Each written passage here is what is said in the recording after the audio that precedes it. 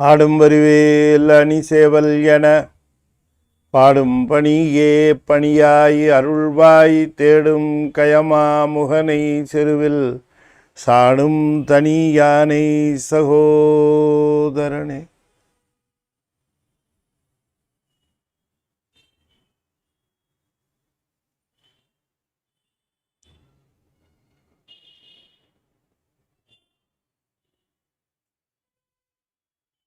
திருச்சிற்றம்பலம். சக்கரவர்த்தி தவராச யோகி எனும் மிக்க திருமூலனருள் மேவுநாள் என்னாளோ. திருச்சிற்றம்பலம். தென்னாடுடைய சிவனே போற்றி, என் நாட்டவர்க்கும் இறைவா போற்றி, ஏகம்பத்துரையந்தாய் போற்றி, பாகம் எண்ணூறு ஆனாய் போற்றி, பராய்த்துறை மேவிய பரனே போற்றி, சிராப்பள்ளி மேவிய சிவனே போற்றி, அண்ணாமலையமன்னா போற்றி, கண்ணாரமுத கடலே போற்றி, காவாய் கனகத்திரளே போற்றி, கைலை மலையானே போற்றி போற்றி, வெற்றிவேல் முருகனுக்கு அரோகரா. திருச்சிற்றம்பலம். அண்ட சராசரங்களுக்கெல்லாம் அதிபதியாக விளங்கக்கூடிய முருகப்பெருமானுடைய ஒப்பற்ற பெருங்கருணையினாலே சென்னை ஐசிஎஃப் கமலவன சங்கம் மிகச் சிறப்பாக நிகழ்த்தி வருகின்ற ஞான வேள்வி திருமந்திரம், அதில் 9ஆம் தந்திரத்திலே சத்திய ஞானானந்தம் என்கிற பகுதியில் நாம் தொடர்ந்து செய்திகளை சிந்திப்பதற்கு திருவருள் கூட்டியிருக்கிறார். ஆனந்தத்திற்கு அடையாக ஞானானந்தம் என்றும் சத்திய ஞானானந்தம் என்றும் 2 சொற்களை இணைத்திருக்கிறார். ஆனந்தம் என்பதுதான் நம்முடைய சைவ நெறியினுடைய நிறைவான பயன். நிறைவான பயன் ஆன்மா அடைய வேண்டியது அப்பழுக்கில்லாத ஆனந்தம். அப்பழுக்கில்லாத ஆனந்தம். ஏதாவது ஒரு சிறு இன்பத்தை இங்கே அனுபவித்தாலும், இந்த பிரபஞ்சத்தில் எந்த சிறு இன்பத்தை அனுபவித்தாலும் அது there is a price tag for it. அதுக்கு ஒரு விலை உண்டு, தப்பிக்கவே முடியாது. விலை கொடுத்துத்தான் இங்கே பிரபஞ்சத்தில் நீங்கள் எந்த இன்பத்தையும் அனுபவிக்க முடியும். அந்த விலை என்னன்னா துன்பம். அது துன்பப்படாமல் நான் இன்பப்படுவேன் என்று யாராவது கூறுவார்களே, ஆனால் அது அதை போல பைத்தியகாரத்தனம் கிடையாது பிரபஞ்சத்தில். அப்போ ஏன் அதை முன்னிலைப்படுத்தி சொல்கிறார் அப்பர் சுவாமி? நாமார்க்கும் குடியல்லோம் நமனை அஞ்சோம் நரகத்தில் இடப்படும் நரலை எல்லோம் ஏமாப்போம் பிணியறியோம் பணிவோம் அல்லோம் சொன்னார் இல்லையா? இன்பமே என்னாலும். அத்தோட நிறுத்திருக்கலாம் இல்லையா? துன்பம் இல்லைன்னார். ஏன் அப்படி சொல்லணும்? இன்பமே என்னாலும் துன்பமில்லை அப்படின்னா இது இங்கே இன்ப துன்பங்கிறது பேரு. 2 pages of a sheet. You cannot enjoy without a price tag. Every pleasure has its own price tag. அது நல்ல தெளிவாக தெரிந்து கொள்ள வேண்டும். நிறைய இன்பம் அனுபவிக்கிற மாதிரி சில பேர் இன்பமாக அனுபவிச்சுட்டு இருப்பாங்க. அதெல்லாம் ஒன்றுமே துன்பம் அவங்க விலையே கொடுக்கலையேன்னு அது மொத்தமாக ஒரு பில்லு வரும். அதுக்கு அப்பப்போ பில்லு கட்டிட்டு வாங்கிறது வலு தெரியாது. ஹோல்சேலாக மொத்தமாக ஒரு பில்லு வரும், எல்லாத்துக்கும் சேர்த்து அனுபவிச்சதுக்கு.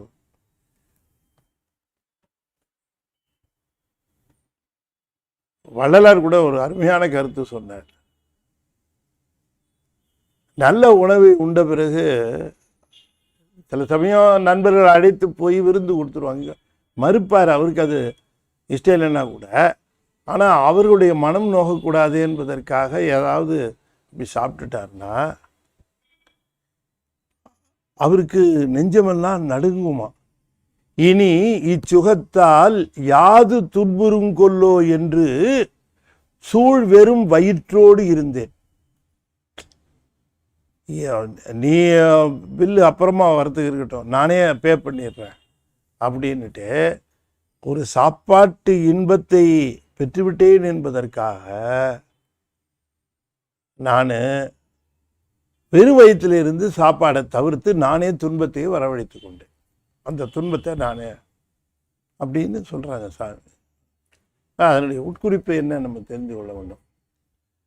இப்போ ஏன் இவ்வளோ தூரம் சொல்கிறேன்னா, இப்போ இதில் சொல்லப்படுகிற ஆனந்தம் சத்தியமானதும் ஞானத்தால் பெறப்படுவதுமாம்.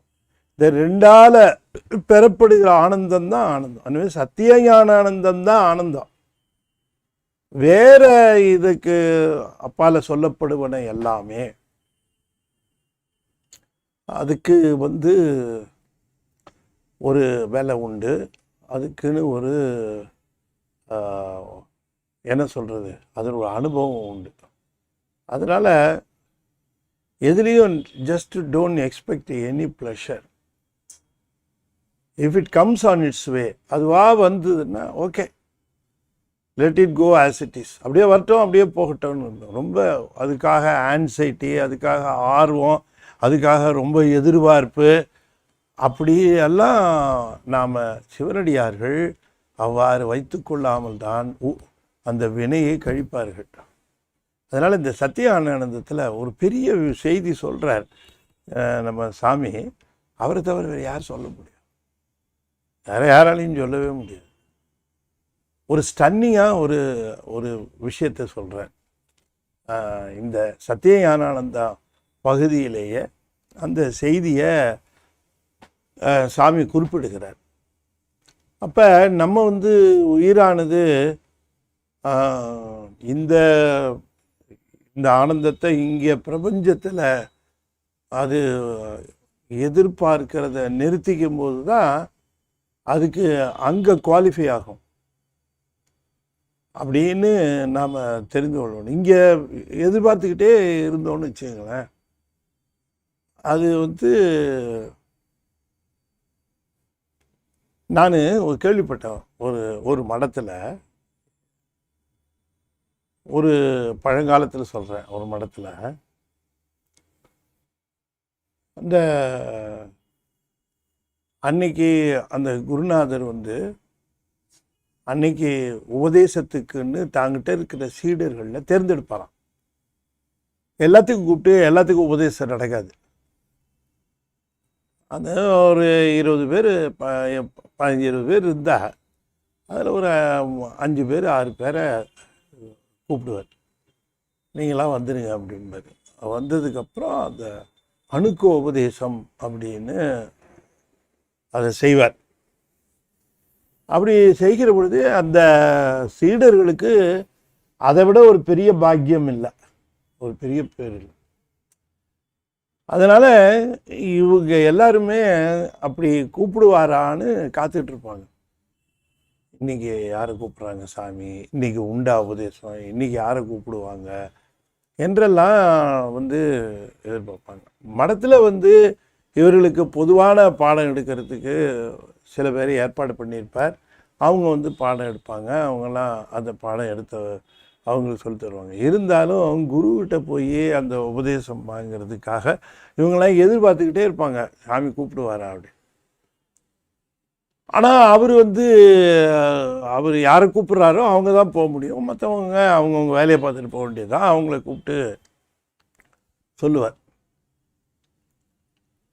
உபதேசத்தில் சாமி சொல்லுகிற பொழுது, குருநாதர் சொல்லுகிற பொழுது சீடர்களுக்கு தருகிற உத்தரவாதம் என்ன, அது வாங்கிக்குவார் உத்தரவாதம் அப்படின்னு கேட்டால், சீடர்களுக்கும் அந்த ஒரு தன்னுடைய உத்தரவையும் தந்திருப்பார். அந்த உத்தரவை கொடுத்துட்டு உத்தரவாதம் வாங்கிக்குப்பார். என்ன அப்படின்னு கேட்டால், இங்கே நடக்கின்ற செய்தி பரிமாற்றங்கள் எதையும் மற்றவர்களோட பகிர்ந்து கொள்ளக்கூடாது. என்ன நடத்தினார் கிளாஸில் அப்படின்னு கேட்டு வராத பையன் வந்த பையனை கேட்பான்டே, நேற்று என்னடா நடத்தினார் சார் அப்படின்னு கேட்பான். அவன் உடனே இந்த பாடம் நடத்தினார், அந்த அப்படியா அது என்னடா நடத்தினார் இதை அப்படின்னு கேட்டபொழுது அவன் சொல்லித்தருவான். வாத்தியார் சொல்லி தரும்போதே அதில் எத்தனை தப்பு இருக்குமோ தெரியாது, கடவுளுக்கு தான் வெளிச்சம். இவன் வாத்தியார் சொல்லி கொடுத்தது இவன் சொல்லி தருவான் அவனுக்கு. அது எப்படி இருக்கும்? குற்றம் மிகுந்துடும்ல, அதுக்காக சொல்லக்கூடாதும்பார். பகிர்தல் ஏன் வேண்டாம் அப்படிங்கிறதுனா தெரிஞ்சிக்க கூடாதுங்கிறது இல்லை, சரியான வழியில் தெரிஞ்சுக்கணும், சரியான இடத்தின் மூலமாக தெரிந்து கொள்ள வேண்டும்.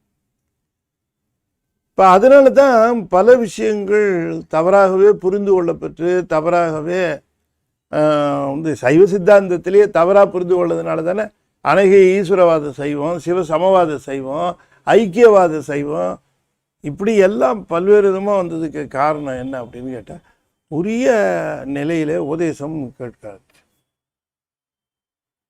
அப்போ இந்த மாணவர்களை அவர் எப்படி தேர்ந்தெடுக்கிறார்னு உங்களுக்கு தெரியல. சீடர்களுக்கு இவர் உபதேசத்துக்கு தேர்ந்தெடுக்கிறார், ஆனால் எப்படி தேர்ந்தெடுக்கிறார் அப்படின்னு தெரியல. ஆனால் குருநாதருக்கு எந்த விதமான பயசும் கிடையாது, பாரபட்சம் இன்னார் வேணும் இன்னார் வேண்டாம் அப்படிங்கிற மாதிரி இந்த பாரபட்சமும் கிடையாது. ஆகையினால அது எப்படி தேர்ந்தெடுக்கிறார் அப்படிங்கிறத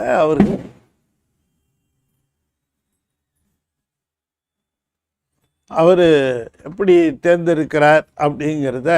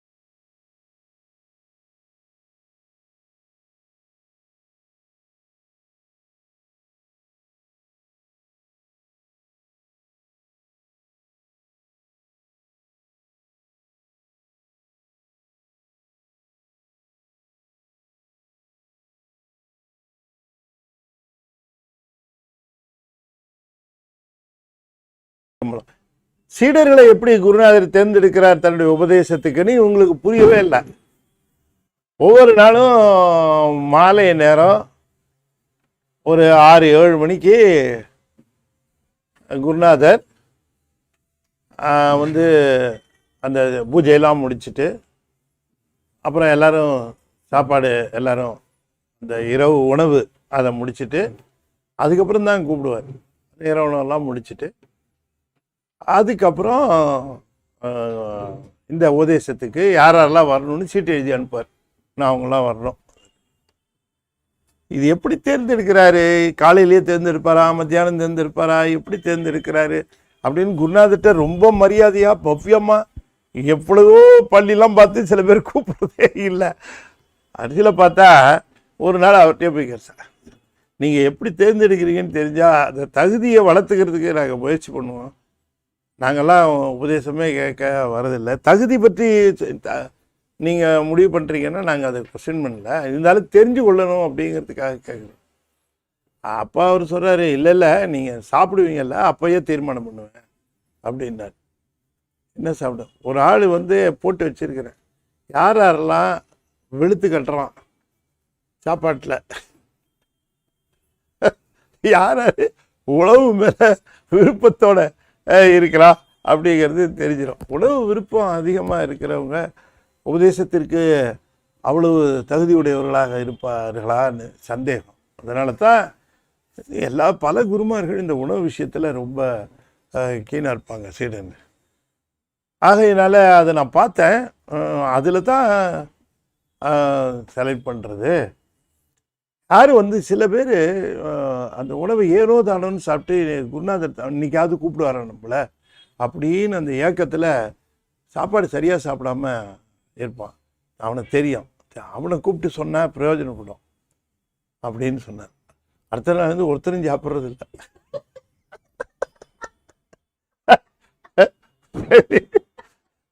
குருநாதர் இப்படி சொல்லிட்டாரு, சாப்பாடு நம்மளுக்கெல்லாம் இடம் கிடையாது சொல்லிட்டாரு. அப்படி எதுக்கு இதை சொல்ல வருகிறேன்னா, இந்த பிரபஞ்ச இன்பத்தை நம்ம வந்து கீழா அதை நோக்கிறத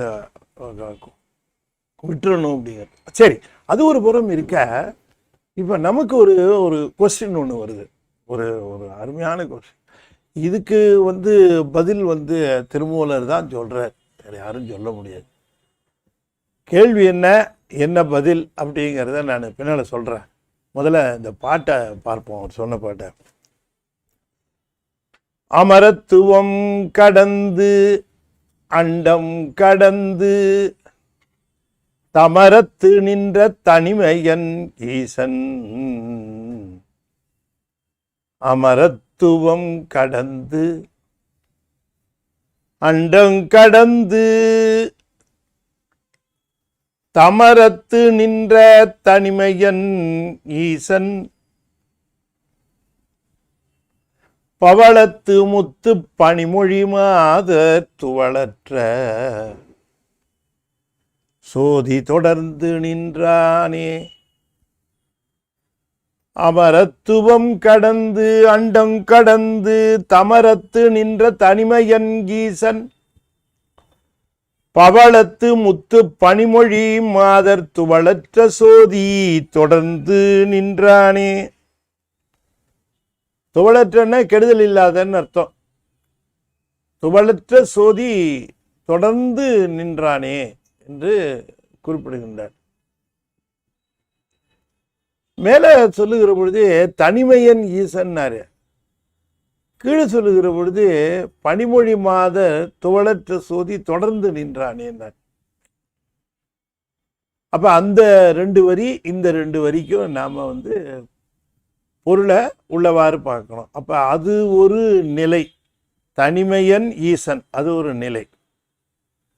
இது ஒரு நிலை, துவளற்ற சோதி தொடர்ந்து நின்றான் அது ஒரு நிலை. அது ஒரு நிலை, 2 நிலையும் பேசுகிறார். அந்த நிலையை பார்த்தா அதுல எப்படி அவர் வழங்குகிறார்னா, அமரத்துவம் கடந்து அண்டம் கடந்து தமரத்து நின்ற தனிமையன் ஈசன். அமரத்துவம் என்று சொல்லுவது இரவா நிலை, பிறவா நிலை, இறப்பு பிறப்பு இல்லாத நிலை. அந்த மாதிரி ஒரு தத்துவங்களோடு கூட வேண்டிய அவசியமில்லாத நிலை, அப்படி ஒரு நிலை. அந்த நிலையில் உண்மையிலேயே அமரர் என்று தேவர்களுக்கெல்லாம் பொது பெயராக அதை உபச்சாரமாக சொன்னாலும் பிறப்பிறப்பில்லாதவன் ஒருத்தன் சிவபெருமான் மட்டும்தான். அவருக்கு மட்டும்தான் அது பொருந்தி வருமே தவிர யாருக்கு அது பொருத்தமாக வராது. அதனால இந்த அமரத்துவம் என்று சொல்லக்கூடிய அந்த நிலையையும் கடந்து அண்டங்கடந்து இந்த அமரத்துவம் என்பதற்கு என்ன ஒரு தெளிவு இன்னும் தெரிந்து கொள்ளலாம்னு கேட்டால், நம்ம இப்போ பார்த்தோம், நம்ம இந்த உயிர்கள் நான் இப்போ திருமூலர் வரலாறு சொல்லுகிற பொழுது கூட அதை நான் தெளிவுபடுத்தினேன். சீவன் முத்தர்களுக்கு மேலான ஒரு நிலை இருக்கிறது, அது அபரமுத்தர்.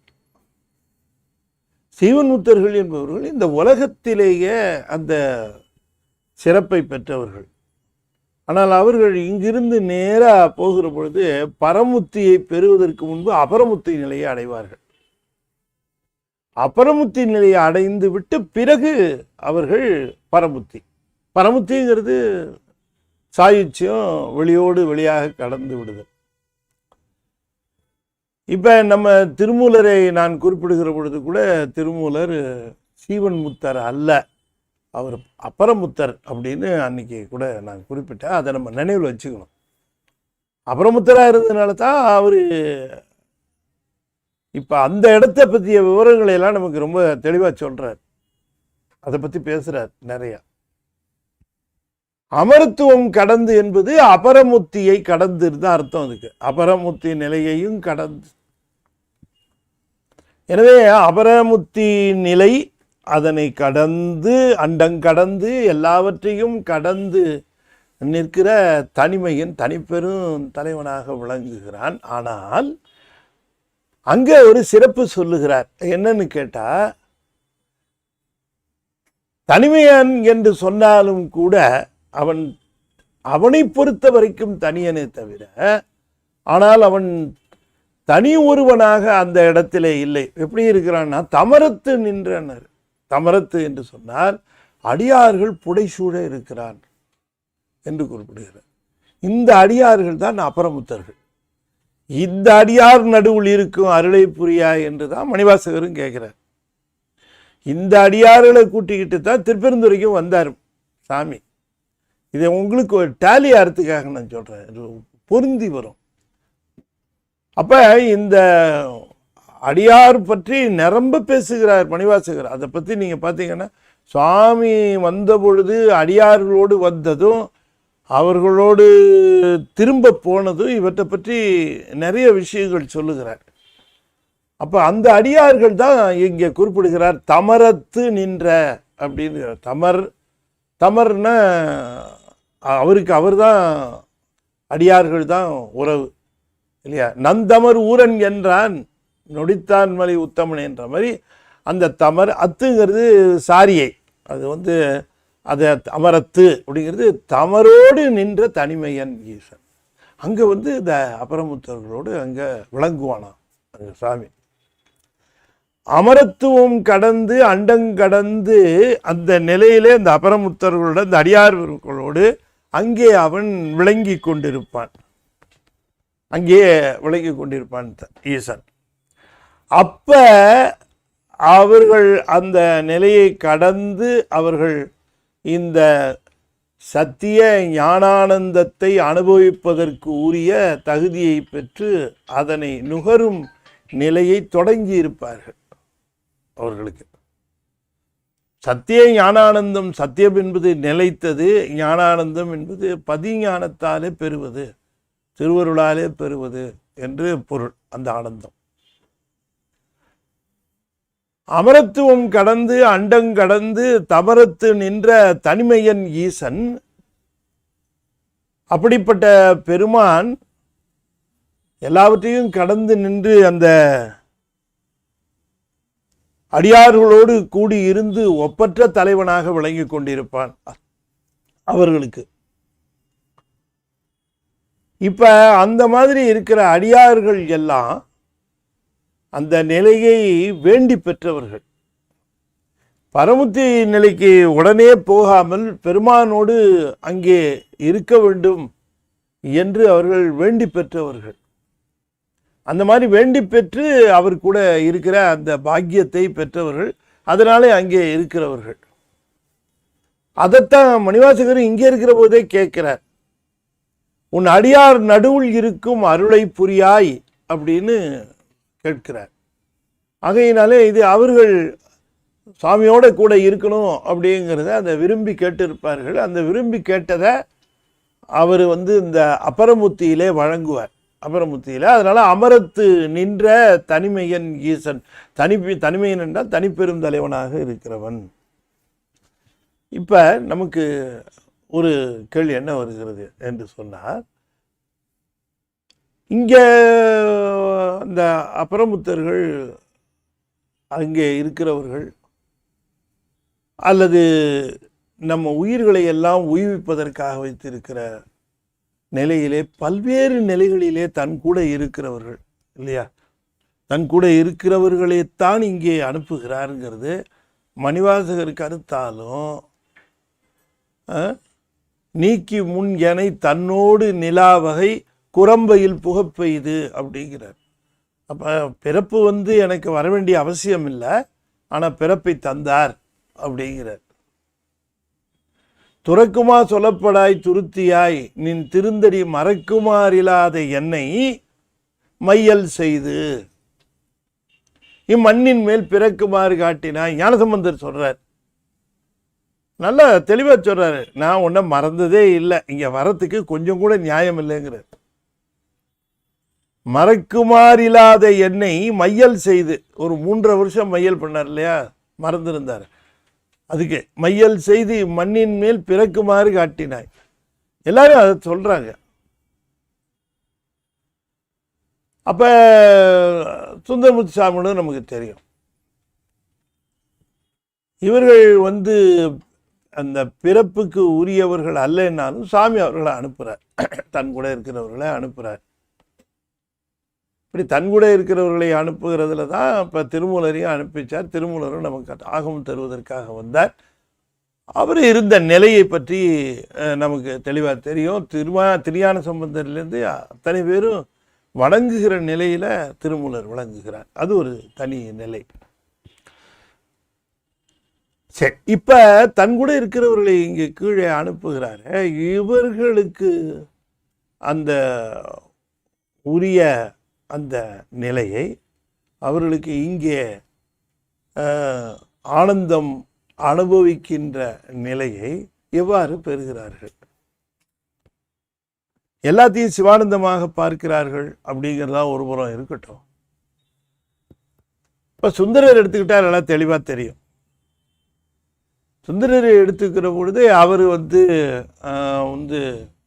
பத்தூர் பூக்கிறந்துண்டு பலபதிகம்பாடி பாவையரை கிரி பேசி படிராடி திரிவீர், செத்தார்தம் எலும்பணிந்து சேவேரி திரிவீர், செல்வத்தை மறைத்து வைத்தீர் எமக்கொரு நாள் இறங்கீர், முத்தாரம் மணிவயிரம் என்று அடுக்கிறார் இல்லையா, எல்லாத்தையும் கொடுங்க. இப்ப இவ்வாறு கொடுப்பதும் அவருக்கு அந்த உணவு வகைகள் இல்லை, நெய்சோறு, கறிவிரவிய நெய்சோறு எல்லாம் கேட்குறார். இவ்வளவும் தருகிறாரு. இதை கேட்டு பெறுகிறார், அவரும் தருகிறாரு. இந்த இன்பத்தை எந்த வகையில் சேர்ப்பது? இது பிரபஞ்ச வகையிலே சேர்ப்பதா? பிரபஞ்சத்திலே பெறுகின்ற இன்பத்திற்கு எல்லாமே விலை கொடுக்கணும்னு நம்ம முதல்ல பார்த்தோம் இல்லையா? அப்போ விலை கொடுக்கணுங்கிற அந்த நிலையில் இது எந்த வகையில் இது சேர்த்து கொள்ளப்படும்? அதுக்கு சொல்கிறாரு சாமி.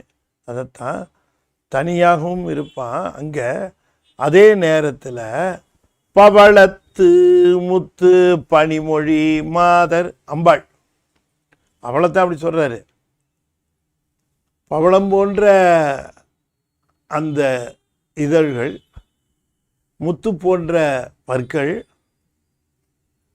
குளிர்ந்த இன்மொழிகள், இதனை உடைய குற்றமில்லாத சோதியாக விளங்குகிற திருவருளை அம்பாளை அவன் தொடர்ந்து நின்றான். அப்ப சக்தியோடு மேல தனிமையனாக இருந்தவன், பிரிப்பற்ற நிலையில இருந்தவன் இங்கே பிரிந்த நிலையில இருக்கிறான் என்று சொல்லுகிற பொழுது,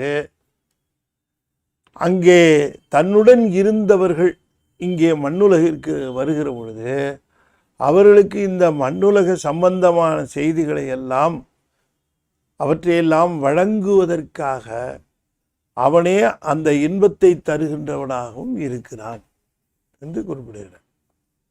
அதனால அவனிடமிருந்து தான் அதனை அவர்கள் பெறுவார்கள், அதனிடமிருந்து தான் அதனை அறைவது போலவும் கருதுவார்கள். அதனால தான் சேரமான் பெருமாள் நாயனார் கொடுத்தது திருமுருகன் பூண்டியில சேக்கிழார் அந்த கருத்தை தெரிவித்தார். தானே கொடுக்க வேண்டும் என்று கருதினாராம். சேரமான் பெருமாள் நாயனார் நிரம்ப செல்வங்களை எல்லாம் கொடுத்து அனுப்பினார். இவர் வாங்கிட்டு வந்தார். வர வழியில் திருமுருகன் பூண்டிக்கு அருகே வருகிற பொழுது கல்வர்கள் வந்து அவற்றை எல்லாம் கவர்ந்து போகிறார்கள். இப்படியெல்லாம் கவர்ந்து போய்விட்டார்களே அப்படின்னு ஆட்கள்லாம் வந்து சொன்ன உடனே இங்கே பக்கத்தில் இருக்கக்கூடிய சிவன் கோயில் எங்கன்னு கொடுகு வெஞ்சிலை பதிகம் பாடி, எற்றுக்கு இங்கிருந்தீர், எதுக்கு ஏன் இங்கே இருக்கிற, அம்பாளி வச்சு கூட வச்சுக்கிட்டு அப்படின்னு ஏசுகிறார். அப்போ திரும்ப பூதகணங்கள்லாம் கொண்டு வந்து அந்த செல்வத்தை எல்லாம் கொண்டு வந்து வச்சிருது. அதுக்கு காரணம் சொல்லுகிற பொழுது தெய்வச்சேக்கிரார் சொல்கிறார், தானே கொடுப்பதல்லாமல் வேறொருவர் கொடுப்பதற்கு இசையாதார் போல். வேறொருத்தர் அவர் அது அந்த வேறொருத்தருங்கிறது அது எப்படி சொல்லலாம் அப்படின்னு கூட ஒரு நம்ம முருகவள் பெங்களூர்லேருந்து கேட்டிருந்தார். ஐயா, மற்றொருவர் கொடுக்க இவர் வாங்க வேண்டாங்கிறது பாலிசி ரைட்டு, ஆனால் சேரமான் பெருமாள் நாயனார் அப்படியா, ஒருவர் கொடுக்க தாம்னு எழுதியிருக்காரு, அது ஒருவருங்கிறது வேறு ஒருவர் துணியில் இருக்க, அவர் வேறு ஒருவரா, அவரும் அடியார் தானே அப்படின்னு கேட்குறேன். அப்படி அல்ல. இங்கே பொறுத்த வரைக்கும், இந்த மண்ணுலகத்தை பொறுத்த வரைக்கும் தன்னை சிவனிடம் ஒப்படைத்தவர்கள் மற்றவரிடமிருந்து அதனை அவர் தருவதாக எதையும் பெற மாட்டார். அதனால தான் ஞானசம்பந்தருக்கு என்னுடைய பெண்ணை நான் மனம் முடிப்பேன்னு அவர் கேட்காமையே அவர் அனௌன்ஸ் பண்ணிட்டார். அது அவருக்கு உகக்காது என்ற அந்த பான்மை ஒரு வெள்ளையிற்று அரவம் போலன்னாரு. அது பாம்பு வந்து கடிச்சதுக்கு காரணம் இவர் வந்து தாம் பொண்ணை அவருக்கு கொடுப்பேன்னு சொன்னதுனால வந்ததுன்றார் சேர்க்கிறார். அப்படின்னா என்ன அர்த்தம்னா, அவர்களுக்கு கொடுக்கக்கூடிய நல்வினை பயன் நமக்கு இருக்காது அந்த அளவுக்கு. இது சாமி தான் கொடுப்பார். அதுதான் இங்க குறிப்பிடுகிற பாருங்க, என்ன ஆன்சர் இருக்கு பாருங்க. அதாவது இதே பிரபஞ்சத்துல அருளாளர்கள் அவங்க மேலிருந்து கீழே வருகிறவர்கள், அவர்களுக்கு நிகழ்கின்ற இன்பங்களை எல்லாம் இவரே வழங்குகிறார். ஆனாலும் அது ஊன இன்பம்தான். ஞான இன்பமாக சத்திய ஞான ஆனந்தமாக வழங்குகிற அவரே தான் இதிலேயும் பிரபஞ்ச சம்பந்தமான அந்த இன்பத்தையும் அவரே தான் கொடுக்கிறார், வேற யாரையும் கொடுக்கறது இல்லை. சுந்தரருக்கு அவ்வளவும் செய்தார், யார்கிட்டையும் போய் கேட்க மாட்டார், யார் ஏன்னு தெரியும் அவருக்கு. அப்படி இவர் கொடுத்து அனுபவிப்பதற்கு வினை பயன் கிடையாது. மற்றவர் கொடுத்து அதை அனுபவிச்சிட்டோம்னா அதுக்கு வினை பயன் உண்டு. அதனால தான் அந்த அருளாளர்கள் எல்லோரும், அதனால தான் மேலே தனிமையன் சொன்னவர் கீழே துவளற்ற சோதி தொடர்ந்து நின்னா கொடுக்கறது இவர் கொடுக்க முடியாது, அம்பாள் தான் கொடுக்கணும். சக்தியை கொடுக்கறதுன்னு வந்துட்டா, இப்போ இங்கே கொடுக்கறது ஒன்றும் இல்லை, அவரே தான் அனுபவம், அவரே அனுபவ பொருள். அவர் ஒன்று கொடுத்து பெறுவதில்லை, அவரே இன்ப வடிவு இல்லையா, ஆனந்த வடிவு அவர். அப்போ ஆனந்த வடிவாக இருக்கக்கூடிய அந்த சிவபெருமான் பிரபஞ்சத்தில் புறத்தே ஆனந்தத்தை தர வேண்டும் என்றால் அம்பாளை கொண்டு அதனை வழங்குகிறான். இது எத்தனையோ செய்திகளை நம்ம பார்த்தோம். அதுக்கு இங்கே பதில் சொல்கிறார், ரொம்ப அற்புதமாக சொல்லுகிறார். எனவே அருளாளர்கள் இங்கே மண்ணுலகிலே பெறுகின்றவை எல்லாமே ஈசன் தான் இங்கே வழங்குகிறான். எனவே இங்கே அதனால தான் அவர் தைரியமாக கேட்டு வாங்குறார். நெய்சோறு வேணுங்கிறாரு, காம்பினோடு நேத்திரங்கள் வேணுங்கிறாரு, பட்டாடை வேணுங்கிறாரு, எல்லாத்தையும் கேட்டு குதிரை வேணும்னு கேட்டு வாங்குறாரு, எல்லாத்தையும் கேட்டு வாங்குறாரு. ஏன்னா அவர்கிட்ட கேட்டு வாங்கினா வினை கிடையாது. அப்போ நமக்கு ஒரு சின்ன ஒரு டாக்டிஸ் தெரியுது. என்னன்னு கேட்டால், எதனையும் யாரிடமும் கேட்டு பெறாமல் சிவத்திடமே கேட்டு பெற்றோமே ஆனால் அவை வினைப்பயனை நல்கா அப்படிங்கிறது நமக்கு தெரிகிறது. எனவே ஏன் ஆனால் கேட்டால் கொடுப்பானா? கொடுக்கக்கூடியவன். அருளாளர்களுக்கெல்லாம் கொடுக்குறான் அவன். அருளாளர்களுக்கு கொடுக்கிறவன் நமக்கும் கொடுப்பான். அப்போ நமக்கும் கொடுக்கிறான் என்று சொல்லுகிற பொழுது யாரிடமும் எதையும் கேட்டு பெறாமல் ஈசனிடமே கேட்டு பெற வேண்டும் என்று அப்படி கேட்கிறவர்கள், தன்னை நம்பி கேட்கிறவர்களுக்கு என்கிட்ட இல்லை, நான் கொடுக்க முடியாது, நீ அங்கே வா தரேன் உனக்கு அப்படின்னு பதில் சொல்லக்கூடாது. அவர்கள் ஏமாற்றமடைவார்கள்.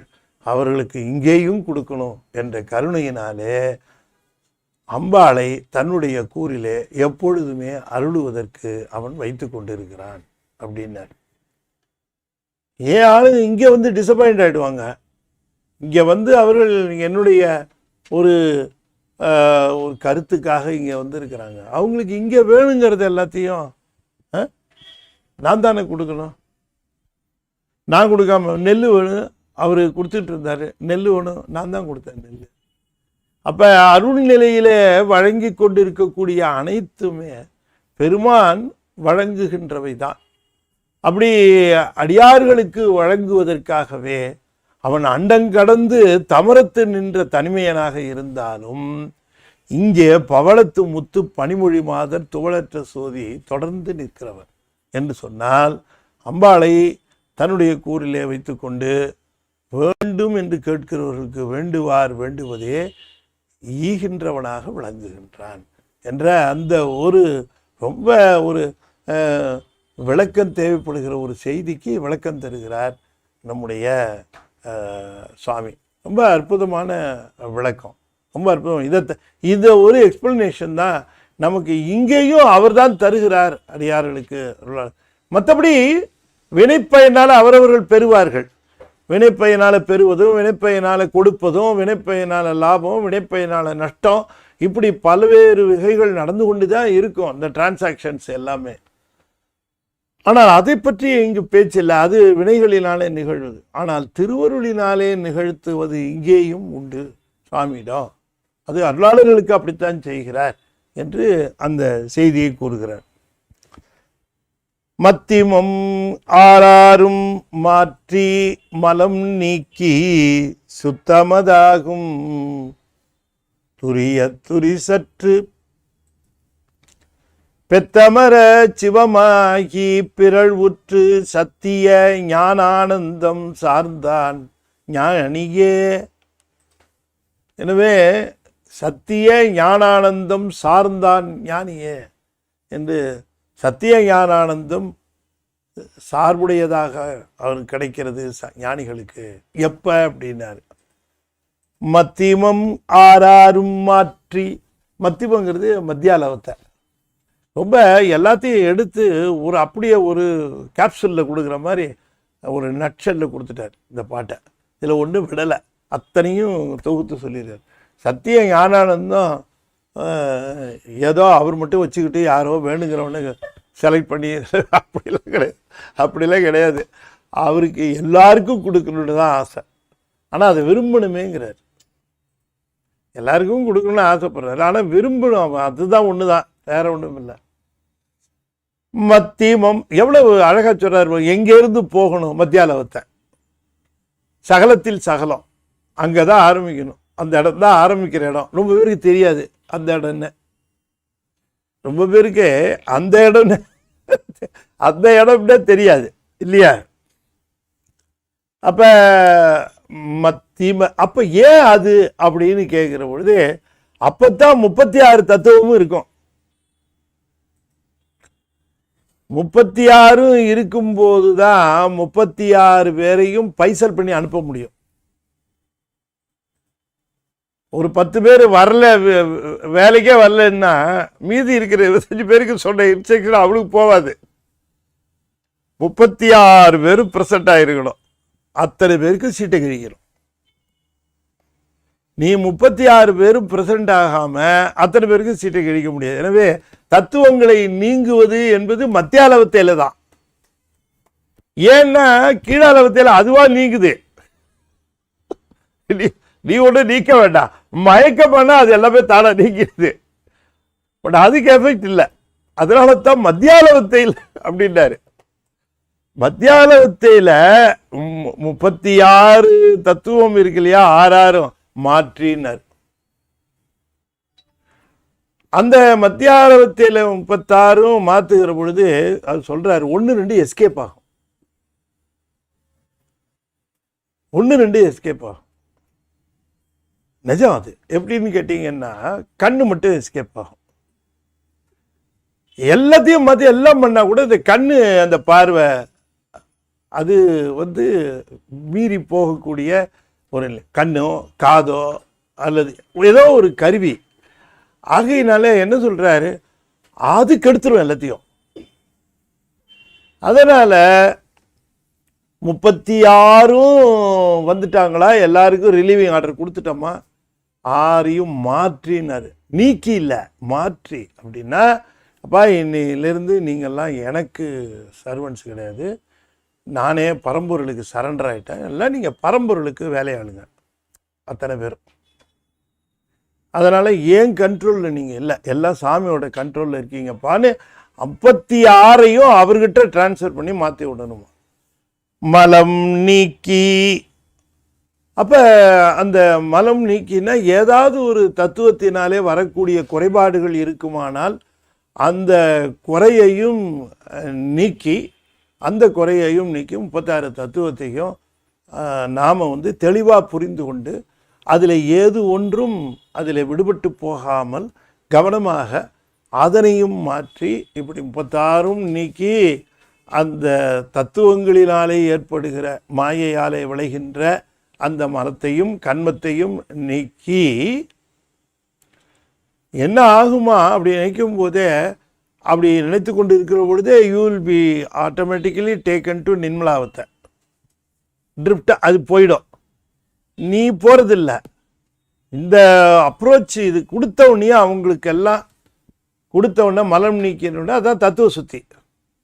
தத்துவ சுத்தி அது நிகழ்ந்துகிட்டு இருக்கிற பொழுதே நிர்மலாவத்தை போயிடும். சுத்தமதாகும் துரியத்து துரி சற்று, சுத்தமதாகும் சுத்தாவத்தை போயிடும். சுத்தாவத்தைங்கிறது நிர்மலாவத்தை. அப்படி நிர்மலாவத்தை போன உடனேயே நிர்மலாவத்தையிலே சிவன் முத்தராக இருந்தாலும் அந்த துரியத்தில் திருவருள் நிலையில துரி சற்று என்று சொல்லுகிற பொழுது எல்லா குற்றங்களும் நீங்கி, அப்ப என்ன ஒரு ஆர்வம் அவர்களுக்கு இருக்கும் அப்படின்னு கேட்டால், ஆகா நம்ம சீவன் முத்தர் ஆயிட்டோம், நமக்கு இவ்வளோ பெரிய பாக்கியம் இங்கேயே கிடைச்சதே, நமக்கு சாமியினுடைய அனுபவம் இங்கேயே கிடைச்சிருச்சே உடம்பு இருக்கும்போது என்று அவர்களுக்கு ஒரு அங்கே ஒரு கண்டென்ட்டு, ஒரு கண்டென்மெண்ட்டு, ஒரு திருப்தி வரணுமா இல்லையா? வராது.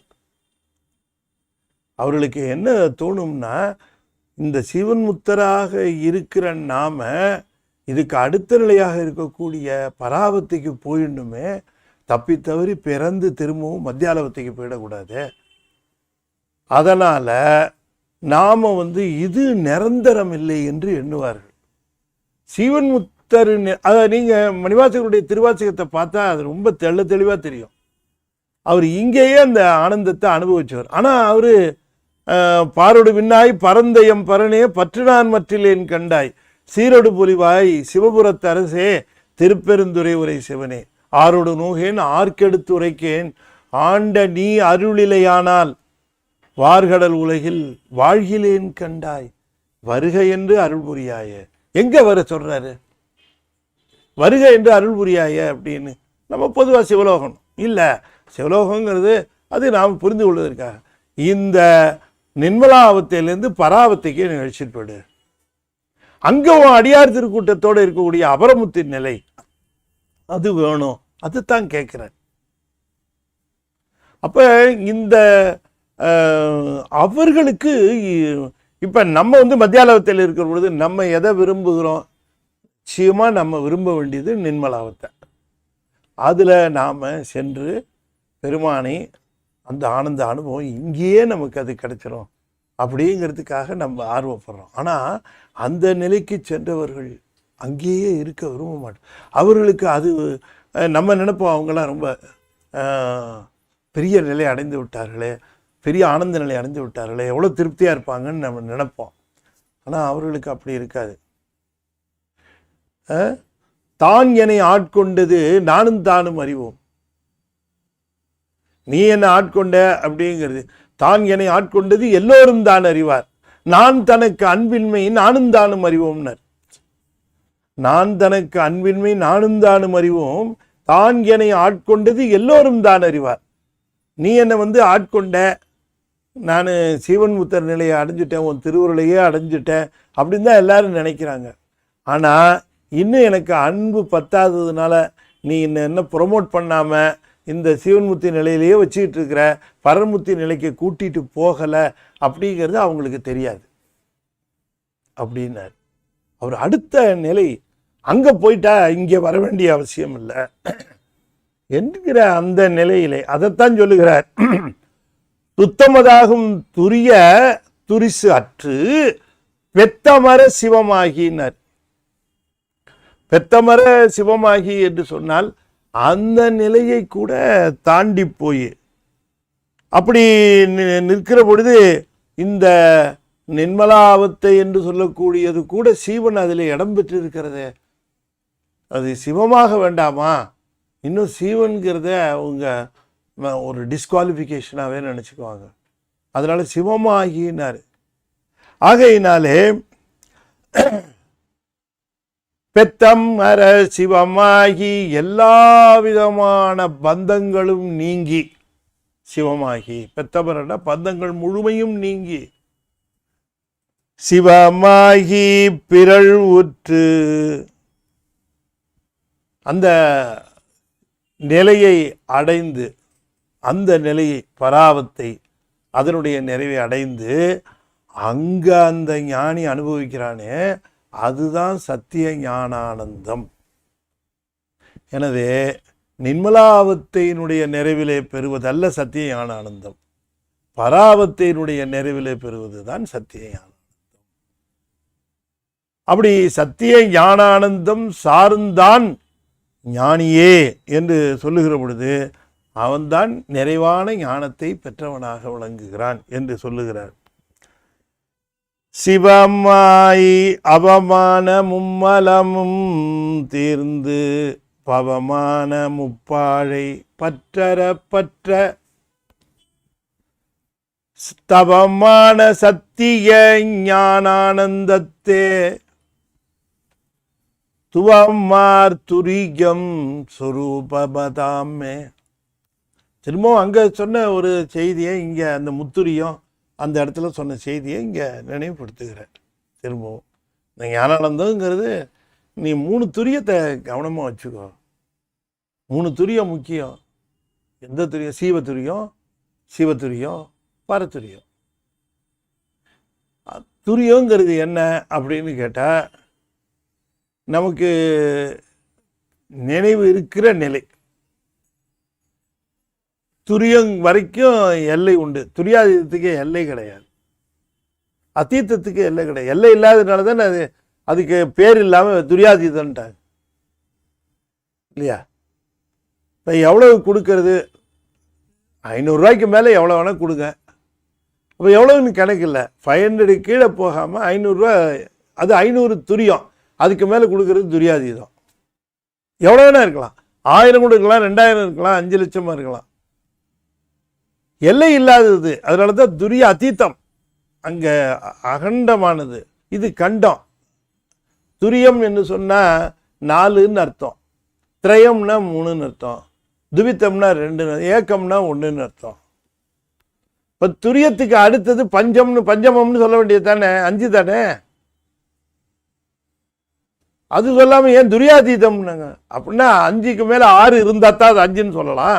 6 7 கிடையாது.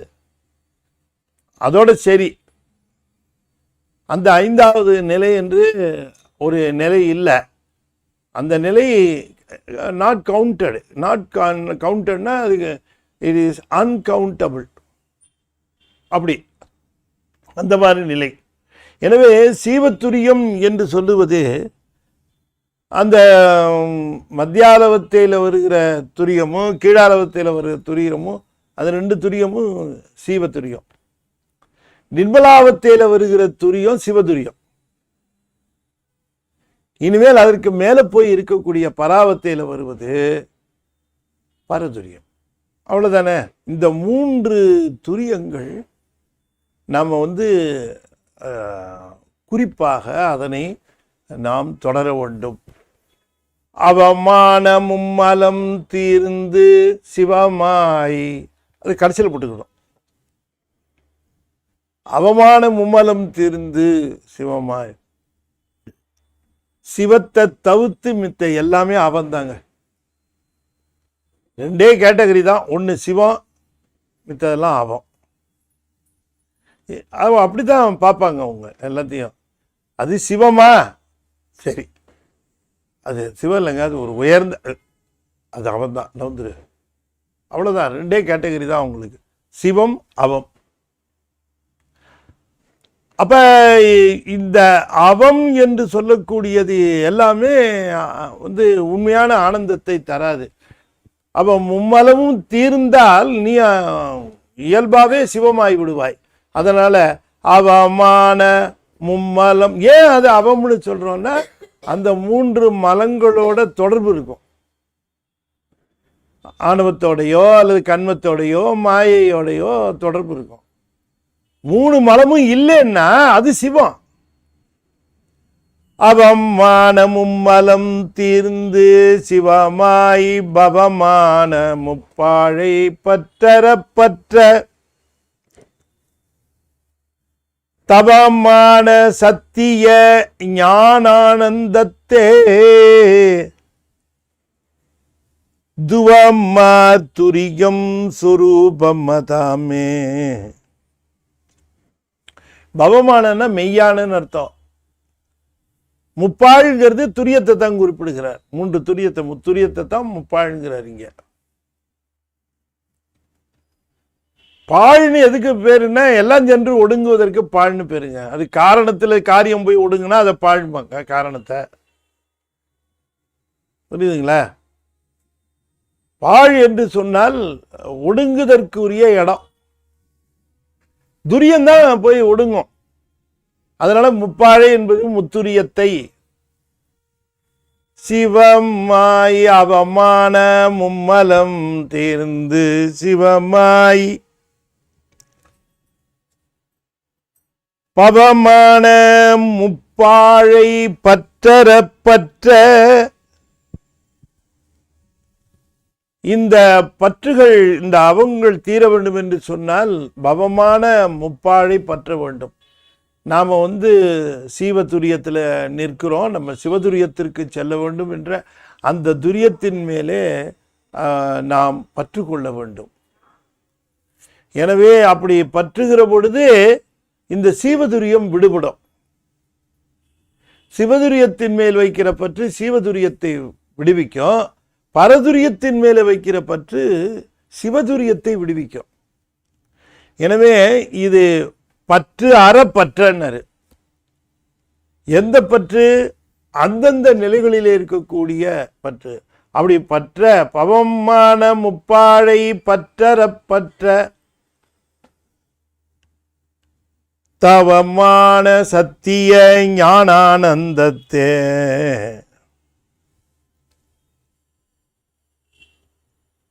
தவமான சத்திய ஞானானந்தத்தை. ரொம்ப ஒரு அரிய செய்தியை இங்கே சொல்லி இந்த பகுதியை முடிக்கிறார், நிறைவு செய்கின்றார். தவமான சத்திய ஞானானந்தத்தே. அப்ப பரதுரியம் வந்ததுக்கு பிறகு துரியாதீதம், அங்கே தான் இந்த சத்திய ஞானானந்தம் என்பது ஈசனால் தரப்படுகிறது. ஏன்னா சத்திய ஞானானந்தங்கிறது அவர் தான், அங்கே தான் அவர் கிட்டுகிறார், அங்கே தான். அப்போ இந்த சத்திய ஞானானந்தத்தை அனுபவிக்கிற பொழுதுதான் ரொம்ப சொல்லுகிறார், அன்னைக்குத்தான் சிவத்தை அவர்கள் உண்மையாக காண்பார்கள்.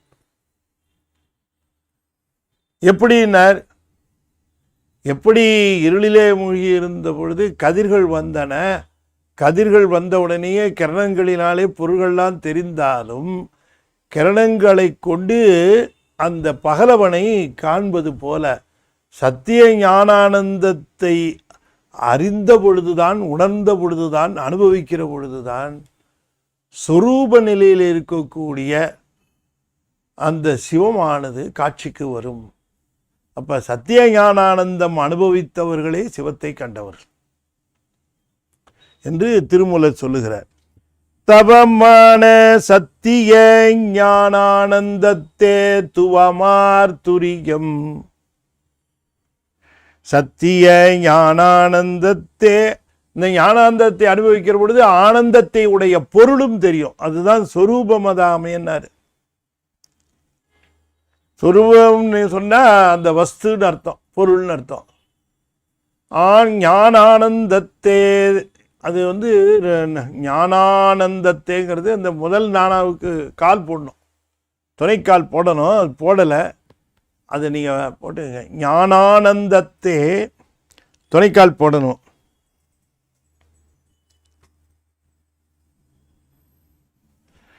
ஆனந்தத்தை பற்றி கொண்டு பொருளிடம் சேர்தல். எப்படி கதிர்களை பற்றி கொண்டு பகலவனை பார்த்தல் போல இந்த ஆனந்தத்தை அனுபவித்துக் கொண்டு அந்த ஆனந்தத்தை உடைய பொருளை பார்த்தல், அதுதான் சிவமாதல்னர். இப்போ சிவமாதல்ங்கிற நிலைக்கு என்ன பொருள்னா, ஞானானந்தத்தை அனுபவித்த வண்ணமாக அவரை அனுபவித்தல், அடைதல். துவமார் சொரூபமது ஆமே, அதுதான் அந்த பராவத்தையிலே துரியம் கடந்த அந்த பொருளாக விளங்குவது என்று குறிப்பிடுகின்றார். துரியம் கடந்த துரியாதீதத்திலே ஆனந்தத்தை அனுபவித்து ஆனந்தத்தை தருகின்ற அந்த வடிவமான பொருளை உணர்தல், ஆனந்தத்தை கொண்டு சிவத்தை காணுதல் என்பதுதான் அடுத்த டாப்பிக்கே சொரூப உதயம். அதுக்கு இங்கே தோற்றுவாய் வைக்கிறார் இந்த சொரூப உதயத்திற்கு. துவமா துரியம் சொரூபமது ஆமே என்று சொல்லி இந்த சத்திய ஞானானந்தம் என்கிற பகுதியை நிறைவு செய்கின்றார் என்று சொல்லி, ஈசனே சத்திய ஞானானந்தம் தருகின்றவராக இருந்தாலும் இங்கே மண்ணுலகிலேயும் இன்பங்களை, அவர் மண்ணுலக இன்பங்களை, குறிப்பாக வினைகள் வாராத ஈட்டாத இன்பங்களை அவர் வழங்குகிறார். அதற்காகவே அவருடைய திருவருட் சக்தி இருக்கிறது. அப்படி மற்ற இன்பங்களை வழங்குவதற்குத்தான் திரோபவத்தை வச்சிருக்கிறார். இந்த இன்பங்களை வழங்குவதற்கே திருவருள் வைத்திருக்கிறார். அந்த திருவருளை கொண்டு தான் அவர் அடியார்களுக்கெல்லாம் இங்கே வழங்குகிறார். அதையே விளைந்து நிற்கிறவர்களுக்கும் வினைவாராய் இன்பம்தாராய் என்று கேட்டு பெறுதலும் இங்கே நெறிதான் என்று சொல்லி இந்த அளவிலே இதனை நிறைவு செய்யும் முகமாக 5 எழுத்தை 5 முறை ஓதுவேன். அன்பர்கள் தொடர்ந்து ஓத வேண்டும் என்று திருவடி பணிந்து வேண்டிக் கொள்ளேன். ஓ நமசிவாய, ஓ நமசிவாய, ஓ நமசிவாய, ஓ நமசிவாய, ஓம் நமசிவாய. திருச்சிற்றம்பலம். அன்பர்களே, மீண்டும் நாளை மாலை 7 மணிக்கு நாம் திருமந்திரத்தில் தொடர்ந்து சிந்திப்போம். சொரூப உதயம் என்கிற பகுதியை நாம் தொடங்கி சிந்திக்கலாம். நாளை மாலை அடியன் கோக்கலை ஹாலில் திருவாசக மாநாடு, அங்கே திருவாசக மாநாட்டிலே மாலை நிகழ்வாக அடியன் இங்கே பேச இருக்கிறேன். 4லிருந்து 5 இங்கே. அதற்கு பிறகு இங்கே ஆன்லைன் வகுப்பும் திருமந்திர வகுப்பு இருக்கிறது. கலந்து கொள்ளுகிறவர்கள் அங்கே நேரையும் கலந்து கொள்ளலாம், இங்கேயும் கலந்து கொள்ளலாம் என்று சொல்லி, ஞானத்திரள் பத்திரிகைக்கு உங்களுடைய நல்ல ஆதரவு நிச்சயமாக இருக்க வேண்டும். திரும்ப திரும்ப என்னுடைய டார்கெட்டு என்னன்னு கேட்டால், வாசகர்கள் அதிகமாக வேண்டும். அப்போ தான் இந்த மாதிரி பத்திரிகைகள் சஸ்டெயின் ஆகணும் அப்படின்னு சொன்னால் வாசகர்கள், சப்ஸ்கிரைபர்ஸ் அவங்க அதிகமாக இருக்கணும். அது ஒவ்வொரு சப்ஸ்கிரைபரும் மனசு வச்சா அது நடக்கும். தாம் பெற்ற இன்பம் பெருகை வையகம்னு அவர்கள் மற்றவர்களுக்கும் இதில் இருக்கக்கூடிய நல்ல செய்திகளை எடுத்து சொல்லி அதில் ஆற்றுப்படுத்த வேண்டும் என்று கேட்டுக்கொள்கிறேன். இதில் வருகிற ஆர்டிகிள்ஸுக்கு ஸ்பான்சர்ஷிப்பும் நீங்கள் செய்யலாம் என்று சொல்லி, அன்றைக்கி பாருங்கள், திருவாசக மாநாடு நம்ம ஐசிஎஃப்க்கு போயிருந்தேன். லயான்னு ஒரு பொண்ணு சிந்தாதிரிப்பட்டையில் 13 இயர்ஸ் தான் அந்த குழந்தைக்கு, 13 வயசு. அங்கேருந்து லயா, அவங்க அக்கா காவியா, அவள் ஏற்கனவே திருஞான சம்பந்தருக்கு கொடுத்துருக்கா. லயா அங்கேருந்து வந்தா, ஐயா ஞானத்திரளில் வருகிற திருநாவுக்கரசு நாயனார் புராணத்திற்கு என்னுடைய காணிக்கை அப்படின்னு கொடுத்தா. அவள் அவங்க அப்பாவும் அம்மாவும் அவளுக்கு கொடுக்குற காசை கொஞ்சம் கொஞ்சமாக உண்டியலில் போட்டு போட்டு சேர்த்து அந்த பணத்தை எடுத்து கொண்டு வந்து அந்த குழந்தை கொடுக்குது. எவ்வளோ நினைக்கிறீங்க? 2000 rupees, 2000 ரூபா தானம்மா, 2000 ரூபா கொண்டு வந்து கொடுக்குது. என்ன மனசு யோசனை பண்ணி பாருங்க. திருநாவுக்கரசு சித்திரப்பட கதைக்கு என்னுடைய கான்ட்ரிபியூஷன் ஐயா அப்படின்னு சொல்லி கொடுக்குது குழந்தை. எதிர்கால மங்கையர்க்கரசி அந்த பெண்ணு இல்லையா? இப்படியெல்லாம் குழந்தைங்க இருக்கும்போது சைவம் நெறி தழைக்கிறதுக்கு நமக்கு என்ன கவலை? அப்படி மிகச்சிறப்பாக எனக்கு மிகப்பெரிய சந்தோஷமாக இருந்தது. நம்பிக்கை ஒளி பிறந்தது. எனவே அன்பர்களே, உங்களால் முடிந்தது நீங்கள் ஞானத்திரள் ஆர்டிகிள்ஸுக்கும் செய்யலாம். முக்கியமாக சந்தாதாரர்களை நீங்கள் சேர்த்து விட வேண்டும் கேட்டு இந்த அளவில் நிறைவு செய்து, மீண்டும் நாளை மாலை திருமந்திரத்தில் நேரலை வகுப்பில் சந்திப்போம் என்று சொல்லி விடைபெறுகிறேன். நன்றி, வணக்கம். திருச்சிற்றம்பலம்.